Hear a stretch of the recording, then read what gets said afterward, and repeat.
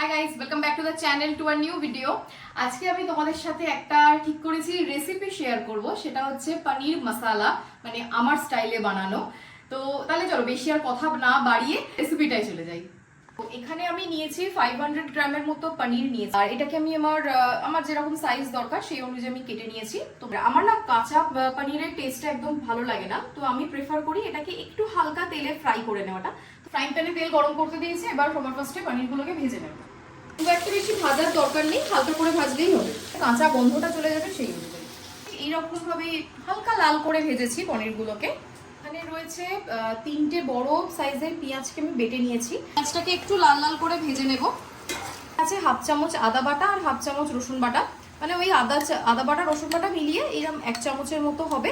একটু ভালো করে মিক্স করে দেবো হাফ চামচের মতো মানে ধনে গুঁড়ো, জিরে গুঁড়ো, আর হচ্ছে একটু শুকনো লঙ্কা ঝালের জন্য।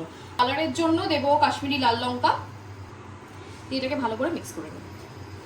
মশলাটা আমি ভালো করে কষিয়ে নিয়েছি, আদা রসুনের গন্ধটা চলে যাওয়া অবধি মশলাটাকে কষালেই হবে। এরপর নেক্সট যেটা ইউজ করব, এখানে আছে টক দই।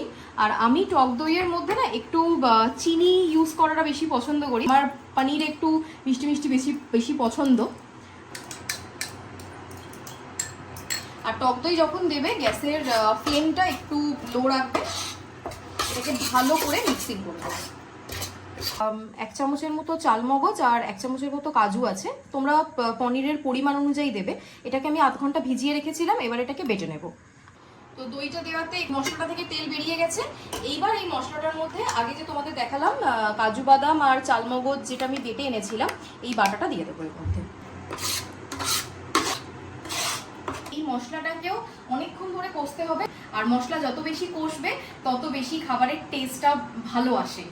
যদিও আমি কোনো প্রো শেফ নই, যেটুকু আমার নলেজের মধ্যে ওই যে বললাম আমার স্টাইলের পনির, তো আমি এভাবেই বানাই, তাই আমি তোমাদের সাথে সেটাই শেয়ার করছি। মশলাটা ভালো করে কষানো হয়ে গেছে, এবার এতে দেবো 1 চামচের মতো গোলমরিচ গুঁড়ো। আর তোমরা মনে হয় দেখেছো আমি এখনো নুন দিইনি। নুনটা আমি পনিরটা মিক্স করার পরে যখন এর মধ্যে জল অ্যাড করব তখন নুনটা দেবো, যাতে পনিরের ভেতরেও নুনের যে টেস্টটা সেটা যায়। রান্না করতে করতে যখন ভিডিওটা চেক করছি তখন স্টিলের খুন্তিটা না বড্ড আওয়াজ করছিল, ওই জন্য আমি খুন্তিটাকে চেঞ্জ করে নিলাম। এটা ভালো করে কষা হয়ে গেছে, এবার দেব পনিরটাকে ভালো করে মশলার সাথে মিক্স করে নেব। মশলাটাকে আমি এখানে ভালো করে পনিরের সাথে মিক্স করে নিয়েছি। এবার এর মধ্যে দেব, আগে থেকে আমি জল ফুটিয়ে রেখেছিলাম, গরম জল ইউজ করব। তো 1 থেকে 1.5 গ্লাসের মতো গরম জল আমি এখানে ইউজ করেছি। আর তোমরা যদি একটু গ্রেভিটা বেশি করতে চাও সেক্ষেত্রে আর একটু জল দিতে পারো। তো এবার দেব নুন, যেটা আমি বলছিলাম জলটা দেওয়ার পর আমি নুনটা ইউজ করব।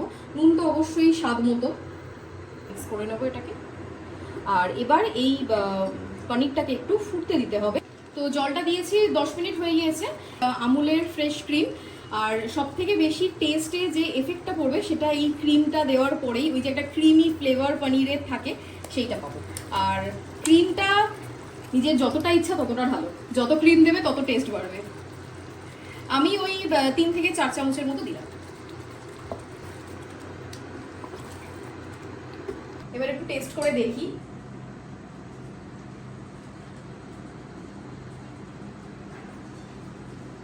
ক্রিম দেওয়ার পরে কিছুক্ষণ এটাকে একটু ফুটতে দিয়েছিলাম।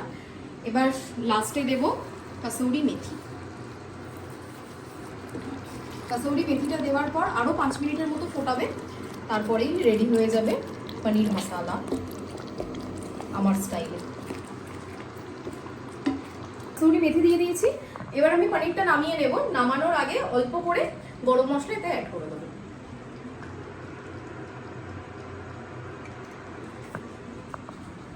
তো এটা ছিল আমার স্টাইলের পনির মশালা। তো সবার ফার্স্টে বলি, আমি কোনো মানে রান্নায় একেবারে প্রো বা প্রো ম্যাক্স নই, যেটুকু টুকটাক পারি। এইটা সবাই খেয়ে বলে যে আমি রান্নাটা নাকি খুব ভালোই করি, তাই ভাবলাম তোমাদের সবার সাথে শেয়ার করি।